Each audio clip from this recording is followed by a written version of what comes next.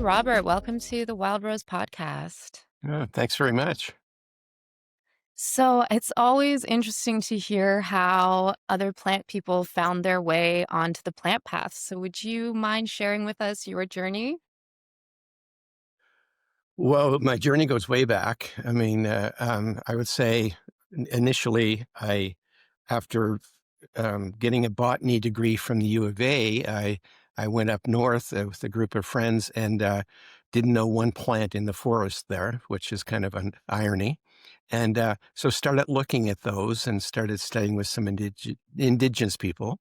And then started looking at the plants and the lichens and the ferns and everything mushrooms in the area, and became intrigued with what is in our environment. And so that's how it all began. Yeah. Great. And you have now written several books. And your latest is, I believe it was released earlier this year, the Medicinal Lichens book. Yes, medicinal lichens, indigenous knowledge, and modern pharmacology, kind of breeding the two areas that always have had interest for me, which is how and why did indigenous people know how to use plants for medicine? And what is the chemistry in those plants that makes them work so well? And so I get to combine both in this one.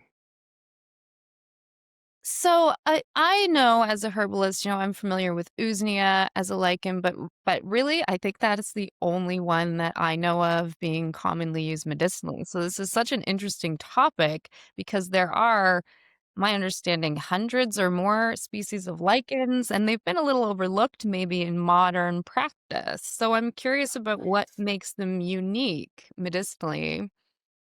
I think what makes them unique is the way that they're symbionts, that is, they're commensals, that they combine the attributes of fungi and bacteria and algae and cyanobacteria and other organisms, including, sometimes viruses, that create unique opportunities for them to survive in very drastic climates, i.e., polar ice caps, hot, dry deserts.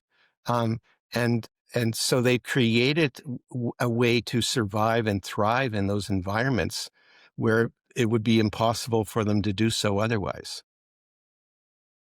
Wow, that is pretty incredible. So let's dive a little bit more into what the lichens actually are. They are a symbiosis of different organisms, it sounds like.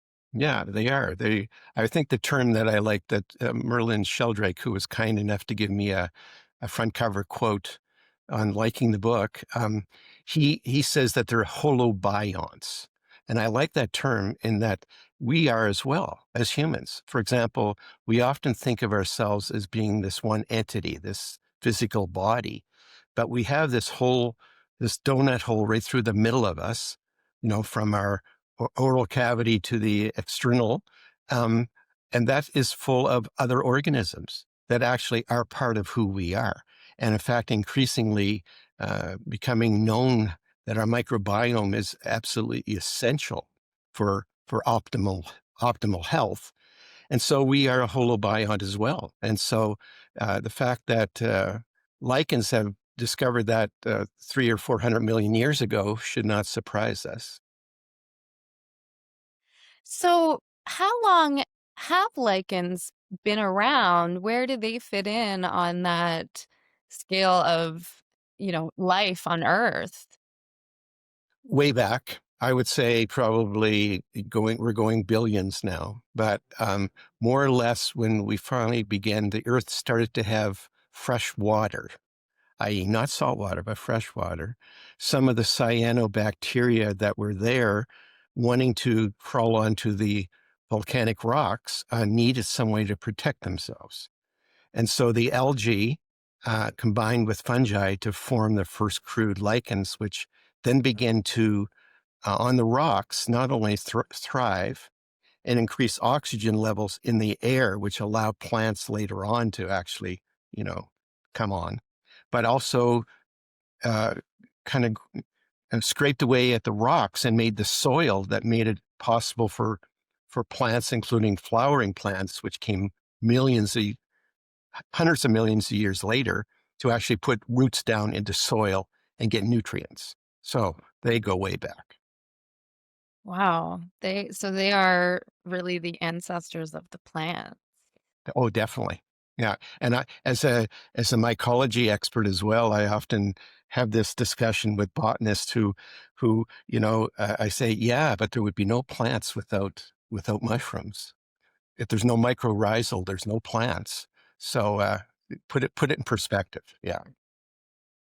That's really interesting. Yeah, I'm very familiar with your mushroom work, and I'm sure many of our listeners are as well.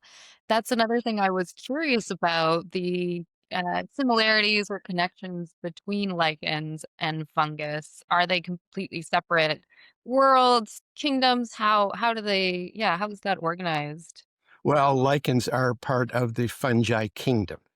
So we have to recognize that. When I took botany in the early 1970s at university, there were only two kingdoms in the world, animal and plant. And so, like fungi itself didn't even have its own kingdom then. So things are evolving. I think we now have five or six kingdoms, and the fungi kingdom is that larger scope of lichens and what we know as mushrooms. And there's millions of those species on the planet. So, I mean, my understanding, mushrooms grow quite widely all over the world, where especially wherever there are plants growing because they're so foundational. But it seems like lichens might grow even more areas, growing in some of these very hostile environments. Can you tell me a little bit more about where lichens occur? Well, as I mentioned, polar ice caps. I mean, probably as far south as an island off of Antarctica, they found lichens growing on rocks there. But they also have found them on hot deserts where there's no moisture, perceptible moisture for a period of time. And those are some of the prettier ones. They we get from the green, which is often present in temperate forests, like Usnea. Uh, we get to the yellows and the oranges and the reds that actually grow very slowly on rocks. And so those also are very valuable lichens for their own purposes. So, if they're growing in areas with limited water, I'm curious about how they also about their reproductive life. How does a lichen get to a desert area with no water? Well, that's a great question. I think that's being explored. But lichens have, like mosses, they have this unique ability when there's a lack of moisture to actually dry up and they appear like they're dead, but they're not. And so, in fact, they've fired off lichens into space and they've let them live outside of the International Space Station for months and months and months, exposed to radiation and lack of oxygen, obviously, and things of that nature. And then they bring them back to Earth and they start growing again. And so they have an amazing ability to not only just uh, live, but to replicate as well. Wow, that is very interesting. I had no idea. So they are space travel. They could be straight space travelers. Oh, yeah, I think so. I'm I imagine you've heard some of the theories about. I've heard it in relation to fungus that some of these spores may have actually come from outer space. Is there any speculation about that concerning lichens? Well, some people think that. I'm not convinced yet. I know there's stories out there. People have written books about, but you have to figure out where did some of these spores originally come from. Like, what was the origin of of lichens, but also of human beings? Like, where did that happen? So I'll leave that one because I don't have the answer. Yeah. Yeah, there's still a lot of unanswered questions, but interesting to think about. It's my understanding as well that lichens grow quite slowly. I'm curious about their life cycle. So, Yeah, are they it sounds like they can take significant periods of rest, but when they are actively alive, growing, what does that look like? What is a Well, I mean, I'm not sure to what degree this is of interest to herbalists, but the bottom line is that some of them are very slow growing, less than a millimeter a year. Others that are hanging, like Usnea that we talked about earlier, hanging from trees, some of these grow a significant amount a year.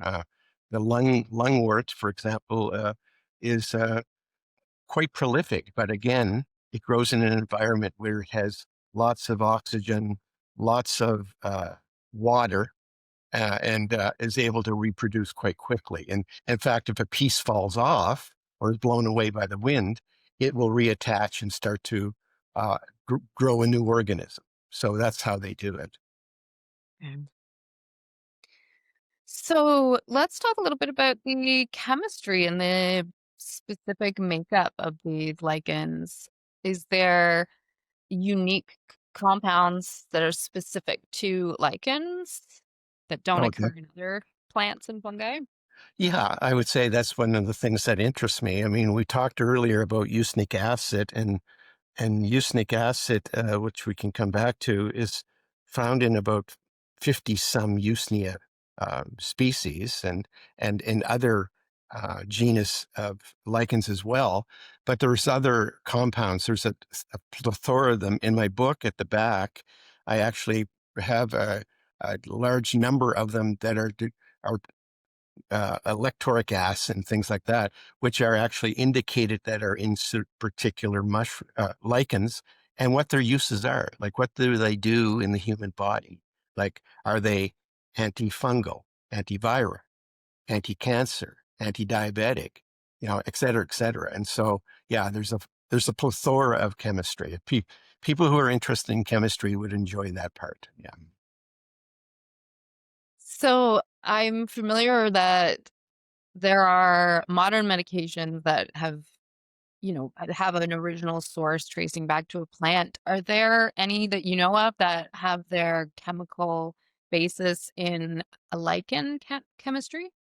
Oh, yeah, there's quite a few. I mean, scientists have been harvesting information from plants and lichens and mushrooms for centuries. And one of the things that I indicate in the book, and this goes back to the idea of sustainability, is that many lichens contain compounds that actually are useful, but you don't want to be scraping really rare and endangered lichens off of rocks in a desert. You want to take that information and then do replication in the laboratory where you actually can cultivate these and then look at that chemistry and then either proceed in a natural form or move into the pharmaceutical network, one of those two. So when it does come to the ethical considerations about harvesting lichens, given that some of them occur in very specific and unique environments, they have some fragility and slow growth. What are as a regular everyday wildcrafter harvester, what are some things you would want to make sure people are thinking of if they're wanting to get into harvesting their own lichens? Yeah, well, I think it depends where they live. I mean, if you have access to the boreal forest, I know that in northern Saskatchewan there are just unbelievable quantities of different genera of lichens, and so harvest there is not a sustainability issue. On the other hand, because sometimes they're very slow growing, they can be harvested, and then instead of the usual tincturing that often goes on with herbalists of different plants and mushrooms, um, there also are homeopathic uh, preparations that are extremely useful for different conditions. And I indicate those in the book, which ones are useful. And those are already prepped and they take very little plant material to produce a large amount of medicinal benefit. Yeah, I'm familiar with your work with mushroom essences as well, which is a sort of more unique preparation.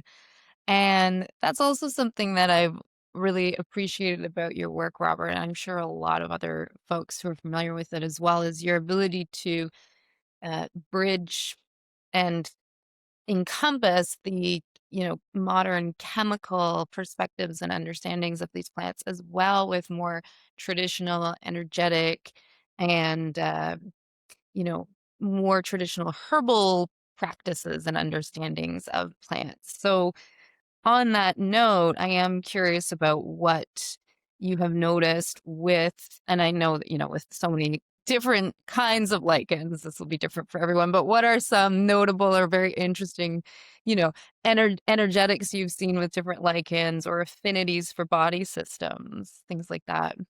No, that's a great question. Well, I think, basically, the one thing that really interests me a lot is the increasing amount of drug resistant bacteria that are finding their way into our environment and particularly passing on to people in our hospital settings.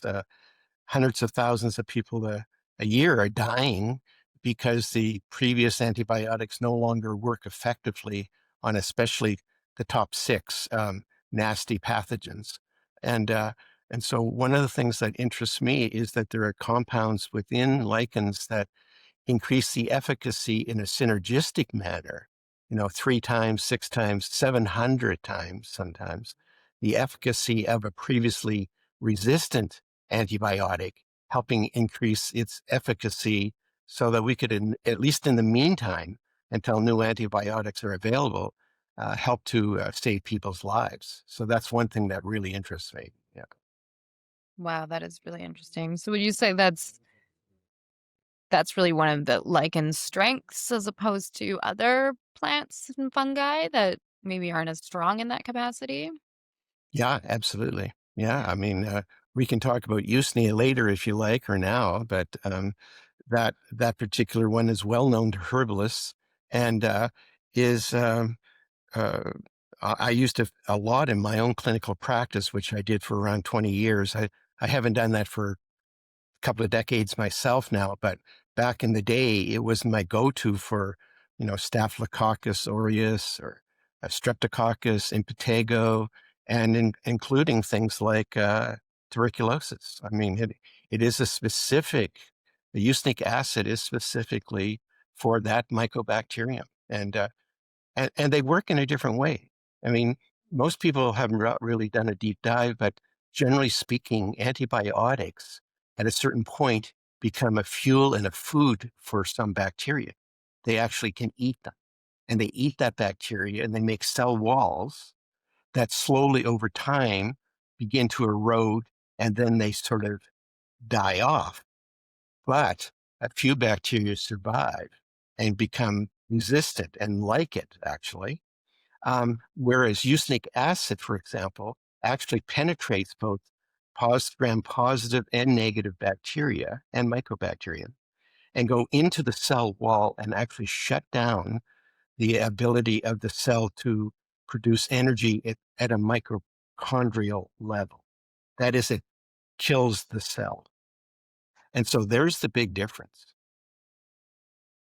Yeah, that is really interesting as this idea and the danger of the antibiotic resistant bacteria seems to be growing and of concern. And so there is this, sounds like, so yeah, I'm curious because it sounds like there is this solution, this usnic acid that could be used. Is this being used commonly in medical settings?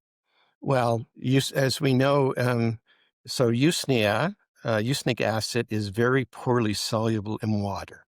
And so lichens in general have been used around the world for food. And if usnea is in there, boiling them up, decocting them, you're not going to get much of the usnic acid, but so you're going to be able to eat them, right? So that's good. They're moderately uh, available from ethanol extracts. and they're very soluble in oil.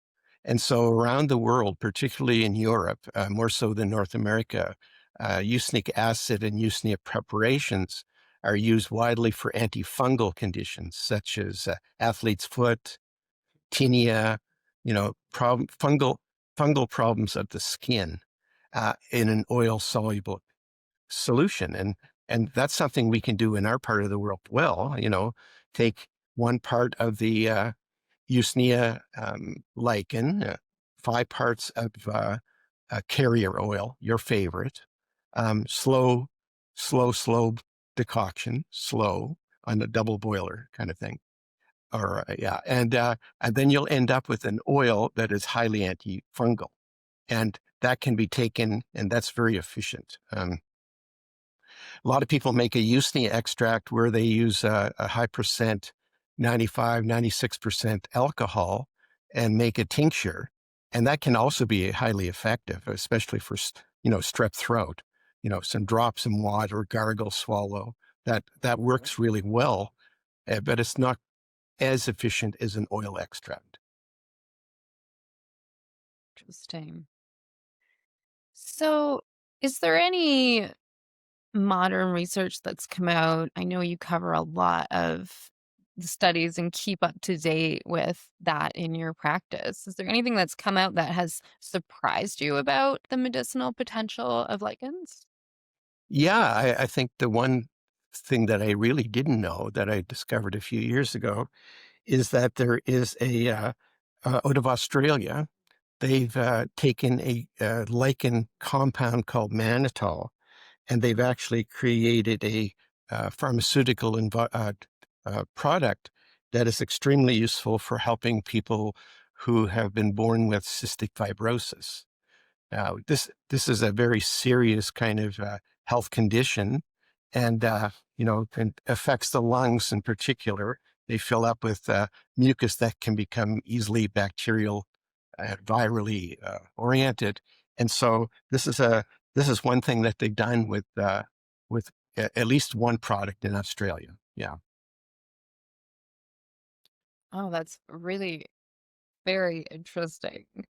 So, is there a lot of research being done on this, and who is spearheading this? I'm also curious to know. Yeah. So a number of years ago, I was invited to go to Iceland to talk about mushrooms. They were looking for another commercial mushroom that they could grow in the country. And while there, I realized that because they have plethora of lichens, a lot of researchers at the university at Reykjavik there were studying lichens, particularly one called Iceland moss. And Iceland moss, it's not a moss, it's a lichen, and it grows all over rocks there. And in fact, every grocery store has packages of it that you can buy. And it's always put in soups and stews, and it's a bit of a thickener, but it also is extremely useful for things like coughs and colds, or, put into things for even like made into a decoction and cooled and strained, whatever, for things like vaginal irritations or infections and things like nature. And so that's been well researched. In fact, in the 1200s, they passed a law in Iceland that you could not pick somebody else's Iceland moss. It became illegal. It was against the law. That's how important it was to them. So, and that's easily available. Iceland moss is available in your health food stores, online, and like many of those type of lichens, it's cool, it's demulcent, it's soothing, and so it's moistening, and so anything where you have a hot, dry, irritated condition of the throat or lungs or whatever, or of the urogenital tract, it's something that will really help to alleviate those kind of symptoms. Interesting. That brings up a few other questions I have. That first was actually about the energetics of lichens. So, speaking from more of a traditional herbal perspective or Western herbal perspective, we look at those qualities, the wet, dry. cold and warm or hot. And so I, I imagine lichens, like many other plants, have their own unique energetics, or is there common themes? Do they tend more towards one or the other? What does that look like for lichens? Yeah, they're all different. They're all distinct. I mean, some are very usnic acid is very hot. It's very hot and stimulating, right? And whereas lungwort is very cool and damp and soothing to the. So it depends on which one. And as I often mention to my herbal students, or when I give a walk, I say, well, here's the essence of herbal medicine: is figure out what the condition is. Is it hot, dry? Right? Is it hot, wet, dry, moist, stimulated, or is it relaxing? Right? If you figure that out, then you just give the opposite, a herb that has the opposite, and you look like a genius. And so, really, what you're doing is you're allowing the body to find its own way back to homeostasis by relieving the inflammatory process and allowing the body to just take over and heal itself. Yeah. Mhm. So you also mentioned the Icelandic moss, which is not a moss, being used, some eight, at least 800 years ago. There's evidence of it being used. I imagine lichens have been used as long as humans have existed, as we have traditionally been very resourceful for, using what grows around us. So I am curious about what are some other traditional uses of the lichens that you've come across in your studies and practice? Right. Well, like Iceland moss, very traditionally was used in for they would decoct it in milk, for example, and it would be used for diarrhea or dysentery or some kinds of conditions of that nature, right? So, but also too, we go back thousands of years. China also has a great tradition of using lichens, and some of the Usnic, uh, they have one that is colloquially known as Methuselah's beard lichen. One of the lichens there, and it's been used for, as I said, for thousands of years for different kinds of conditions associated with antibacterial, antiviral, antifungal conditions. So it, it goes way back. Absolutely. Yeah. And when it comes to the specific lichens, are there things that you can see reflected in the lichens themselves, their life, the way they grow? I believe they're usually, if not always, growing on rocks. Maybe you could clarify that. But also, so in reflection to their medicinal uses, we often see reflections of the way a plant presents and, the doctrine of signatures or things like that. So is there anything to do with lichens specifically that you see in that Oh way? yeah, definitely. I mean, I would say it's a nice segue. It gives me an opportunity to tell my favorite lichen joke. And so, basically, Annie Algae and Freddie Fungus met at a party. Then they got married, but now it's on the rocks. And and so basically, the two habitat of lichens are, ground and trees. Where they grow does make a difference. It does. For example, in order to survive a hot, dry desert environment, that means that has properties in it, that lichen, that are extremely useful for inflammatory process, right? But on the other hand, you have a Usnea, which can grow in damp forests, particularly old growth forests, have to be old growth.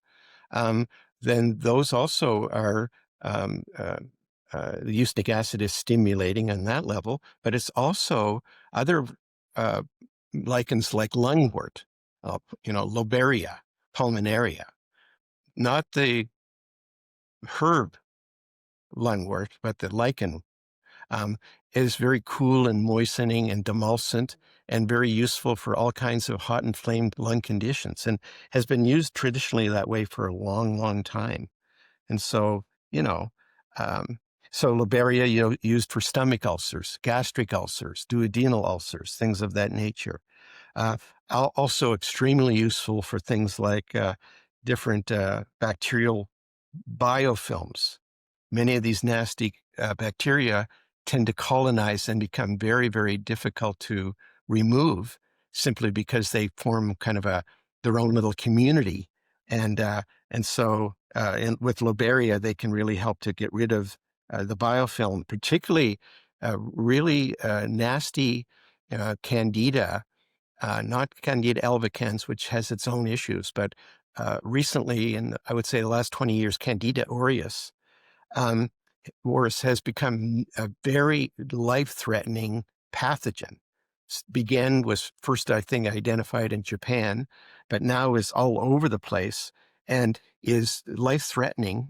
And there's no real cure. There's nothing really happening in the pharmaceutical world to really help with it. And it's something that needs to be addressed. I mean, it's very, very serious. And so we need to look at some of these ideas of how we can use natural products, integrate them into our practice as a naturopath or herbalist so we can help people, you know, because really, what else are you going to do? You have to you have to find some way to deal with these serious life-threatening infections. Yeah, it seems like these lichens really have a lot of potential for that. And it will be interesting to see how they become integrated into people's practices. That's Yeah, really and exciting. I think herbalists, if you look carefully at this book and then do your own research, you'll find that lichens can be added to herbal formulas, that you can take your own specific herbs that you're using in clinical yourself and say, oh, maybe this lichen would be useful as an adjunct with that other herb, for various conditions that are out there. I mean, as long as you can, basically have to think about and consider the energetics of what you're approaching. You don't want to add a hot and a cold together, right? You want to know what direction you're going. Yeah. So, is it true that some lichens can live thousands of years then with these long Yeah, lifespans? I think the one that they've recorded is around 8,000 years old. I think that's what they've decided. Yeah. But who knows? I mean, I don't think the research has been done thoroughly enough. They're kind of like the poor cousin of the fungal world. We're just starting to realize how important they are. And so I think more research is getting done all the time. Yeah. Yeah, that also makes me curious about how else they have been used in people's lives outside of their medicinal. You mentioned they've also been eaten as foods, but are there other ways, utilitarian ways or ceremonial ways they've been incorporated into people's lives that you're aware of? Yeah, they certainly are a survival food on the Pacific Northwest. A number of the Electoria and Bryoria lichens have been steam pitted as a survival food. They'll start a fire in a pit, then they'll put a layer of something down. Usually skunk cabbage is a good one because it's a nice waxy big leaf. And then they'll put layers of lichens down, maybe some onions, whatever, and then overnight that will boil down reduce down, and you get this kind of molasses-like, tar-like loaves, like loaves of bread that are survival food.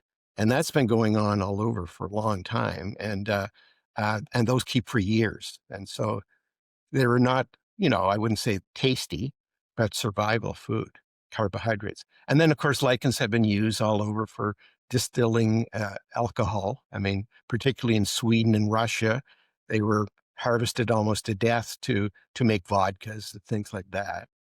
They also were harvested to death in Scotland. Scotland needed dyes. They needed the blues and purples for their tartans. And so the only place they could get those at that part of the world was from lichens. And so they would set up on the corners of Edinburgh and other major cities water barrels. People would bring their urine down every morning and dump it into the barrel.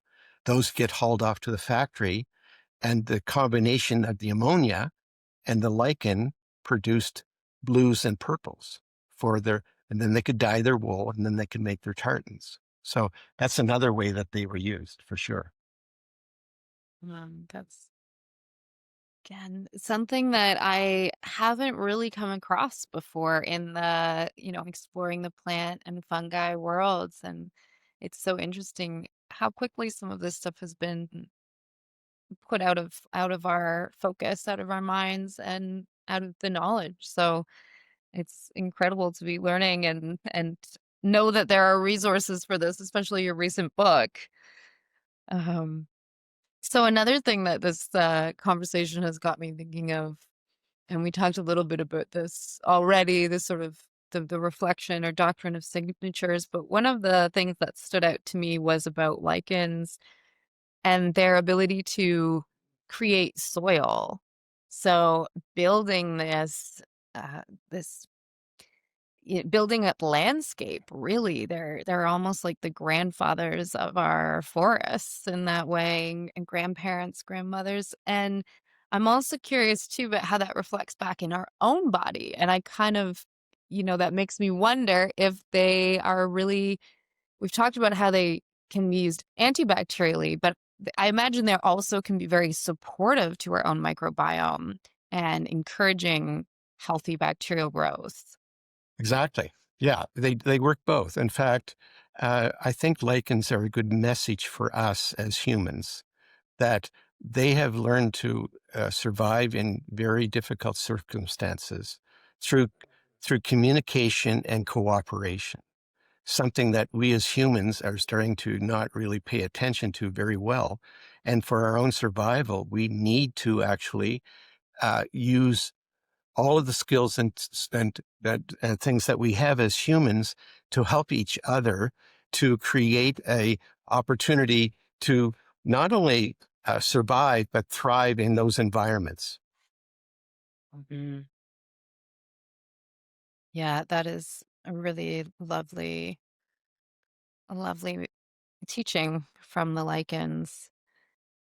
Is Yeah. there any, we talked a little bit about Usnea and then the Icelandic moss. What are some other specific species of lichen that you find very interesting or are excited about these days?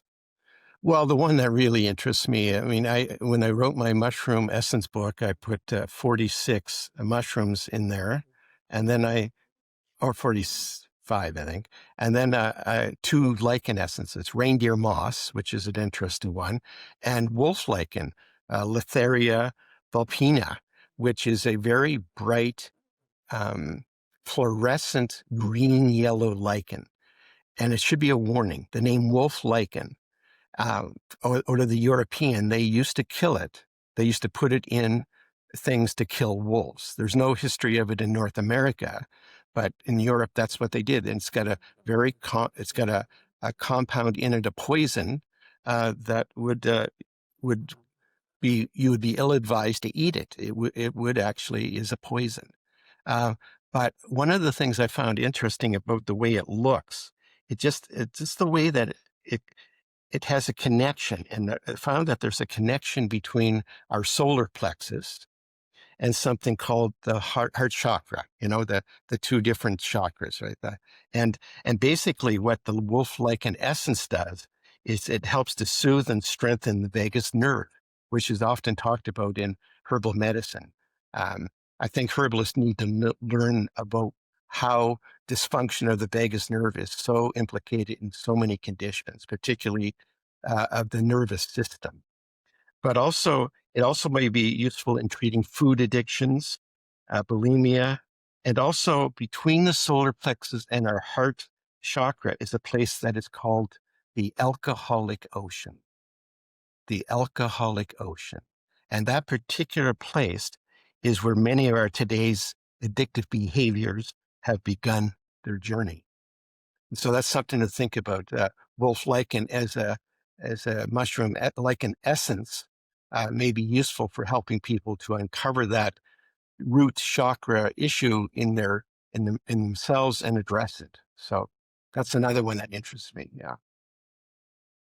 Wow, that's a very specific indication for that. And just to be clear for our listeners, when we're talking about an essence, this is a very diluted, like a flower essence style preparation. So there's no active constituents and energetic preparation. So just to be clear with that, poisonous, Yeah. sounds like very, very poisonous, but also very, of course, medicine is in Yeah.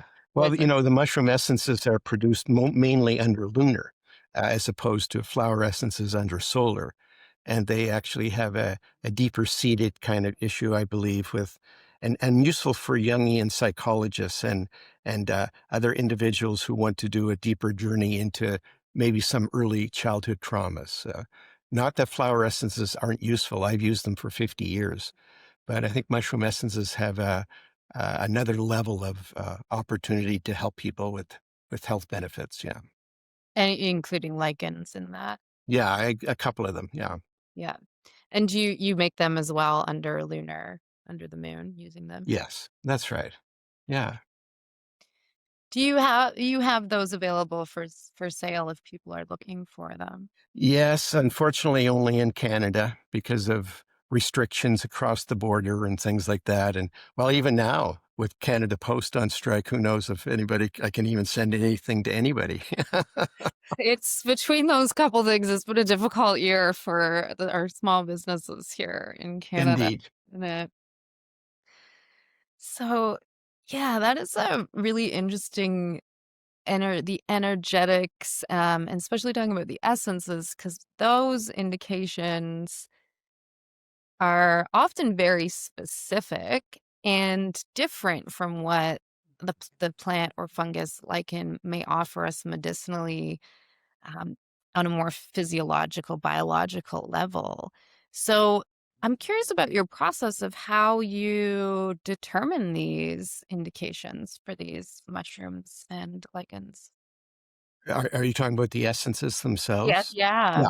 Oh, yeah, well, that's that that's a great question. I mean, I don't consider myself to be any kind of have any psychic abilities, but I think, just energetically and paying attention, not just to doctrine of signatures, but more about how they feel, prepping them as a mother stock, uh, taking them internally. I a lot of my work became obvious when I would take a few drops before bedtime, and then I think our dream work really helps reveal some indications of which directions to go. And then I was really fortunate in clinical practice that I would help people with some of their physicality issues. And I needed people to experiment. And so I had lots of willing people. And therefore, in the mushroom essence book, I was able to write one or two case studies, which people shared with me, that would give people ideas of how you could use them for mental, emotional patterns. Wow. So, do you this information about the essences is included in the medicinal lichen book as well? No, it's not. No, Okay. there's a whole book out there. It's called Mi- um, Mushroom Essences Vibrational Healing from Kingdom Fungi. Okay. It's got a nice black cover with a bioluminescent mushroom on the front of it. And so it's quite striking. Yeah. Great. I feel like a lot of our listeners are already asking questions about where to find this because it's just such a unique subject matter that is so fascinating. So we did talk a little bit about the wolf lichen and it being poisonous. And so, are there some other cautions or contraindications specific to lichens? Of course, if it's a poisonous one, you need to be careful. But is there anything sort of across the board when it comes to working with lichens, or are they all really individual, just like herbs? Yeah, I don't think I can make a generalization. I think that would be unfair. Simply like people ask that about mushrooms sometimes. Can you eat every mushroom? No, you cannot. No. And are some tastier than others? Yes, they are. Are some lichens more useful for a plethora of different health conditions than others? Yeah. And are some very, very specific. Like I mentioned earlier about this Candida auris, which is a really nasty drug resistant fungal infection that's reported a number of years ago, was found in the ear. That's where the name auris comes from, Auris, from an ear in a Japanese patient. And since then, it has spread around the world. and is creating all nasty kinds of problems and has a death rate of like 53%. If you have this fungal infection, you're more than half the time you're going to die. And so it's very persistent and it's found all over the bed rails and curtains and floors in hospitals. It can persist for over a month. It can live on its own until it finds another, place to habitat. And so, basically this is the kind of thing that really interests me, as well. There's also a number of compounds in lungwort, for example, which is good for this particular Candida auris. Um, there's another acid in there, retigaric acid, or retigaric acid B to be very specific. And it's very useful in vitro for human prostate cancer cells. And and that's the other area. There's all kinds of compounds in the lichens that have been found in vitro, sometimes in vivo, meaning in animals and humans, useful for different kinds of cancer cell lines and can be synergistic with existing chemotherapy drugs. So that's Mm. another area of interest. Like, why are we not looking at synergies? Uh, I remember I wrote a book a number of years ago called Mushroom Essence or Mushroom Medicinal Mushrooms, the Human Clinical Trials. I think at the beginning of COVID in the early 19 there, I had a deep dive and wrote a couple of hundred mushrooms that were useful um, for helping people with various cancers. And one of the reasons I wrote it was that oncologists will often say to their clients or their patients that if you're going to do chemotherapy with me, you are not able to take any supplements. And that is actually scientifically incorrect. That is not true on any level. And not only is it not true, but when medicinal mushrooms are taken with chemo during, it reduces the side effects of all of the things that happen, including brain, kidney, liver toxicity, hair loss, exhaustion, white blood cell count, all of that. But the human clinical trials also show that is the gold standard, double-blind, placebo-controlled trials show that it extends life. And so that's what interests me is why are we not using the best of all worlds? Yeah, that is a really great question, Robert. I think a lot of us in the herbal world are asking that of ourselves as well. And I know in your book that I have here, The Fungal Pharmacy, it is such an excellent resource for sharing those studies. You've got so much in there about the studies. I think is it turkey tail, like one of the most studied mushrooms on the planet with Yep. so Yep. much evidence backing up its ability to help moderate side effects and improve the efficacy of some of these really intense chemotherapy drugs. The evidence is there. It's been tested, and yet still people are hearing this from their primary practitioners, and it's And it is true that one of the great myths out there that's often debated in the commercial world of mushrooms, which, medicinal mushrooms have become big time. I mean, they're growing at 9% a year. They're up, they're um, commercially, is that only fruiting bodies are the valuable part of mushrooms. And that's not true. Turkey tail, PSK, PSP, those are fermented mycelium products. So this idea that it's one or the other, people need to do more research and find out that actually both the living organism, the mycelium, and the fruiting body, which is the sexual reproductive part of the mushroom, both of those are valuable, but it's not a one or either or kind of a thing.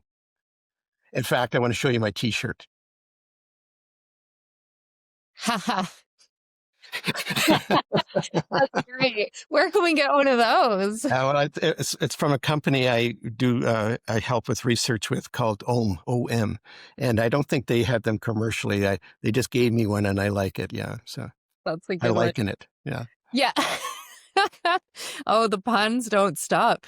That is a really I appreciate you sharing that because I feel like that's an argument I see in the mushroom world with mushrooms becoming very trendy.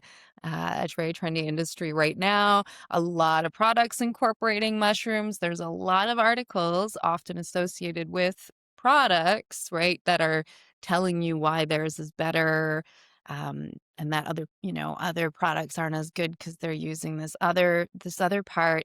And I was always very curious about that because as a herbalist, it's just my belief that there are if something isn't outright poison, and even then it has some medicine to it, there's something going on with it, there's something it has to offer us. So it seemed to me very cut and dry to say only this part is useful. So it's great to hear from an expert like you, your Well, perspective, well, understand. thank you. That's very kind. Years ago, I wrote an article for Fungi magazine called "The 19 Myths About Medicinal Mushrooms," and one of them was the whole fruiting body versus other. And I think I wrote another article on that topic. And it seems like people are getting into this.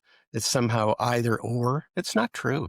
I mean, for example, lion's mane, which is one of my favorite and emerging great mushroom. People are really using it for lots of different neurological issues. They're now finding it's one of the great pre and probiotics of our gut, of our microbiome. The research is finding it's valuable.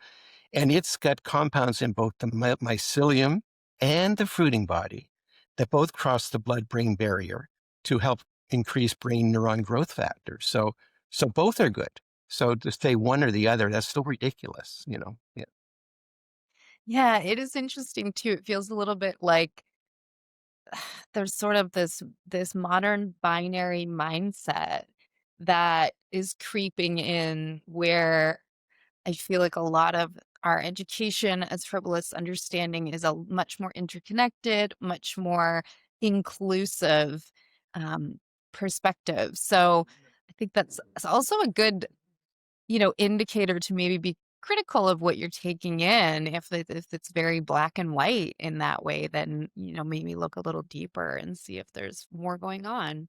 Yeah, I think particularly with herbalism, I didn't have the good fortune to be able to have a mentor. I had to learn it all from scratch myself, because I'm going back now 50 some years, right? There just was not that availability. But if you do have the ability in North America as a herbalist or elsewhere to have a mentor, someone who can actually sit with you in clinical and ask the difficult questions, I think you're going to be a way better herbalist by doing that. Yeah. Hmm. Yeah. I did want to go back. You mentioned reindeer moss, and you seemed like there was some very interesting things about that. So we'd love to hear a little bit about that before we wrap up. Well, yeah, well, reindeer moss is it's one of the most common foods of reindeer and caribou in our north, right? It's like it's what's used for all kinds of. It, uh, they can scrape through the snow, get to the lichen. In fact, Inuit hunters will often suggest as soon as when they kill a caribou, they'll actually go right to the gut, and there's a number of guts, and the fermented lichen that's in there is not only food but it's also medicine because the fermentation in the gut has broken down and made that food more available to them. And so that's one of my favorites. The reindeer lichen is something that really needs to be looked at in some other levels. It's it's easily there's a company now out of California that actually is making it available as a product.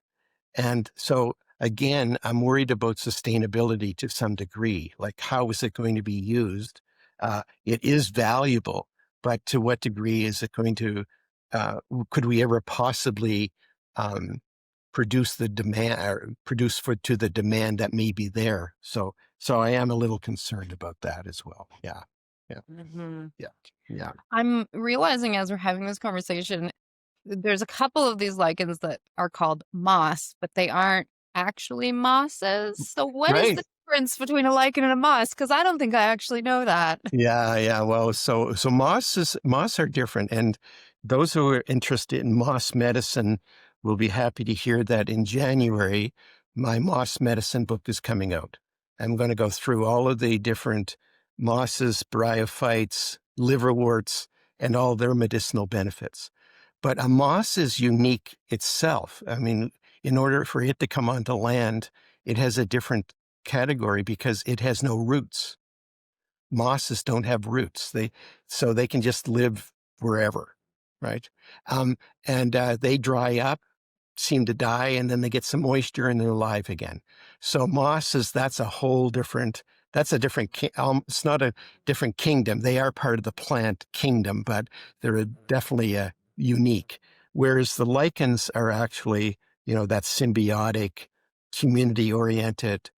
Let's do the best we can, and it's interesting to note that Indigenous people, getting back to some of these um,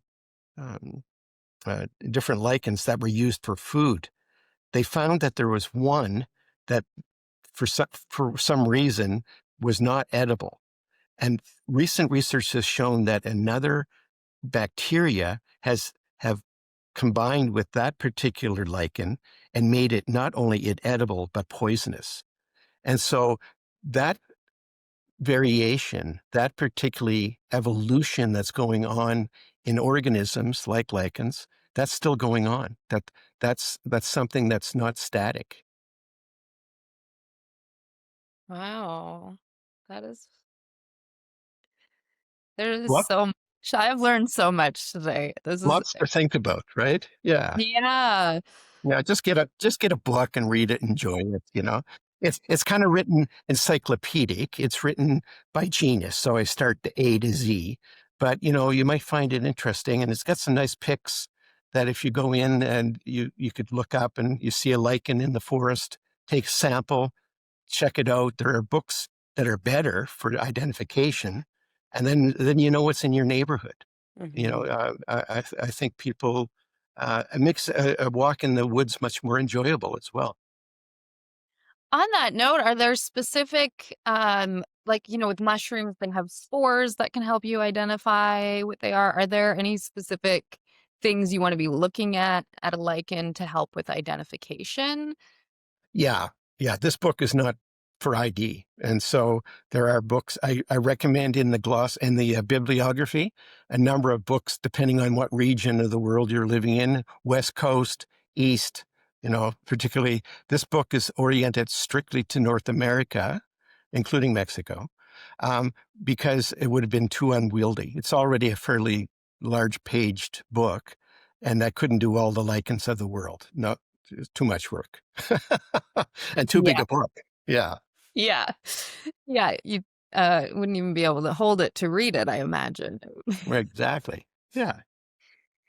It's been really lovely to hear and reflect on lichens as being these community-oriented, symbiotic beings, as I think we touched on, that seems to be a challenge for us as humans these days, to be really embodying and seeing that those benefits. And there's a lot of division and there's a lot of uh, conflict between different groups of people or who think they're different. And I wonder if, this is just the right time for this lichen medicine to come back into our lives. And if you see this as being, a special opportunity with these beings.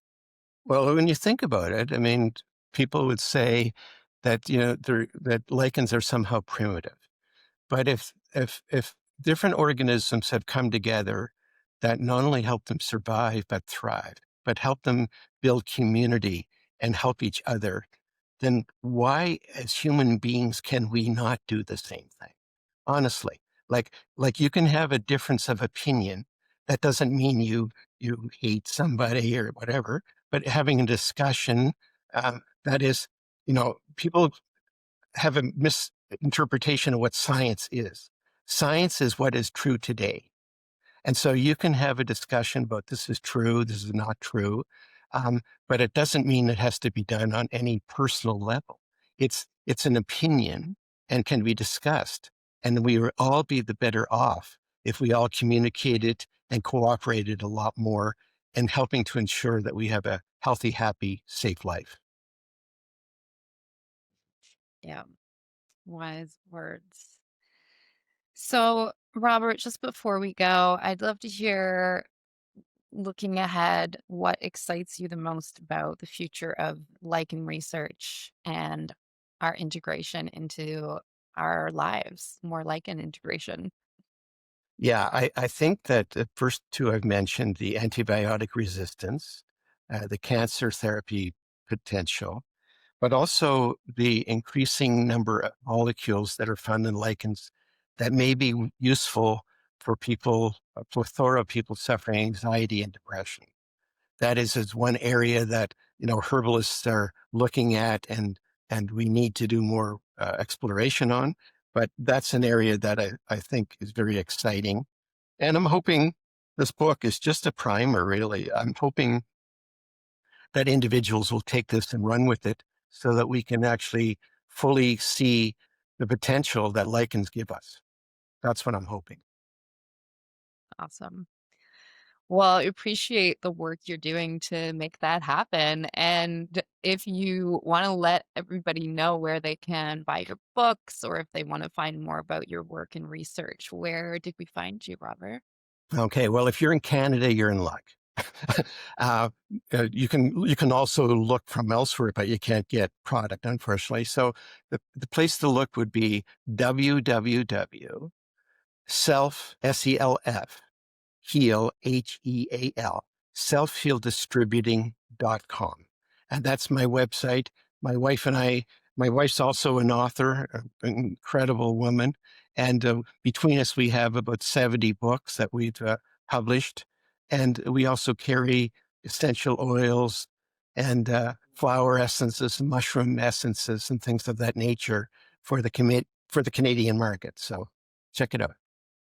Awesome. We're all going to have to run out and get new bookcases to put all our books on, I think. Well, like medicinal lichens was number 63. And last week, number 64, the fern pharmacy just came out. So Oh, if you love ferns, that's a book to check out. It just came out September 25th. So yeah. okay, great. That's very prolific writings you've got coming out. Well, Northern Canada is snowbound for 6 months of the year, so have to do something. Well, we're all the better for it, Robert. Thank you so much for joining us today. Pleasure. Take care of yourself. Very nice.